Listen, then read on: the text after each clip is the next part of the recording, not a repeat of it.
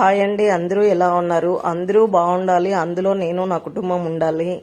ఈరోజు ఒక నీతి వాక్యంతో మీ ముందుకు వచ్చేసాను. నువ్వు సముద్రంగా ఎప్పుడు మారుతావు అని చిన్న వాగుని సముద్ర తీరం అడిగింది. అప్పుడు ఆ వాగు వినయంగా ఏమన్నదో తెలుసా? తెలుసుకునే ముందు లైక్ చేసి, షేర్ చేసి, సబ్స్క్రైబ్ చేయండి ప్లీజ్. పెద్దగా మారి ఉప్పుగా అవ్వడం కన్నా చిన్నగా ఉండి దాహం తీరడానికి ఉపయోగపడడమే మంచిది కదా అని చెప్పింది నీతి. ఎంత పెద్దవారైనా తనకన్నా చిన్నవారిని చూసి సహాయం చేయకపోయినా పర్వాలేదు, కానీ వాళ్ళని చూసి హేళన చెయ్యవద్దు.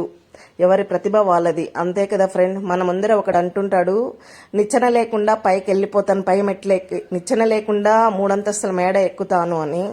అప్పుడు మనం అంటుంటాము, చాలా ఆపురా, నీ వల్ల అది కాదు, మొహం చూడు అనేసి నిరుత్సాహపరిచే విధంగా మాట్లాడతాము. అలా మాట్లాడకుండా వాడిని ఎంకరేజ్ చేయాలి. వాడిని పట్టుదల, వాని ఆత్మస్థైర్యం వాడికి ఉంటుంది కాబట్టి అలా చెప్పాడు.